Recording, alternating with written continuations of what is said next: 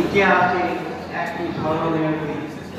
আজকের বলা হয় টিচার্স ডে, কারণ টিচার্স ডে যে তাৎপর্য সেটা বিশেষভাবে আমাদের এত প্রভাব দরকার।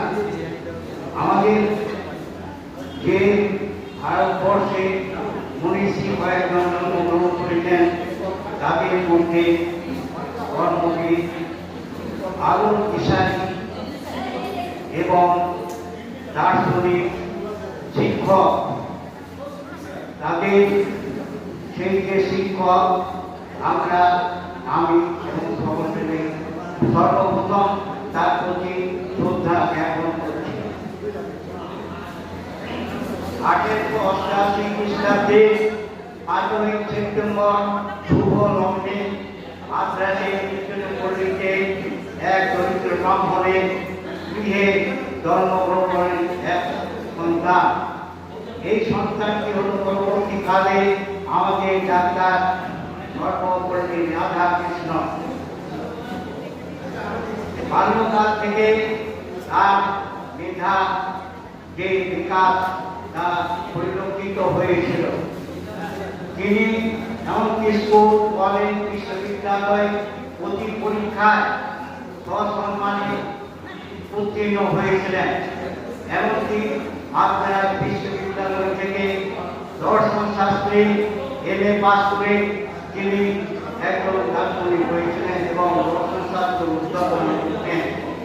তিনি দেশে বিদেশে বিভিন্ন স্থানে দর্শন শাস্ত্রের অধ্যাপনা করেছেন।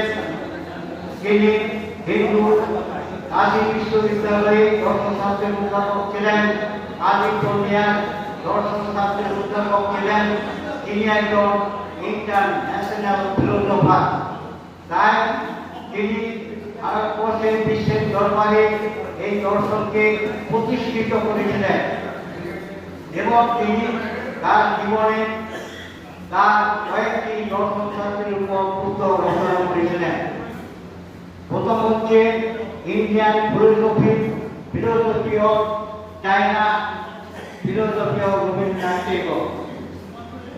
এই আমাদের যে ডক্টর বিকাশ চন্দ্র রায় পরবর্তীকালে যখন ভারত স্বাধীনতা লাভ করল, স্বাধীনতার ভারতের প্রথম রাষ্ট্রপতি হন ডক্টর রাজেন্দ্র প্রসাদ। তখন আমাদের তিনি শিক্ষা জগৎ থেকে তিনি রাজনীতিতে প্রবেশ করলেন। ভারতবর্ষের প্রথম রাষ্ট্রপতি।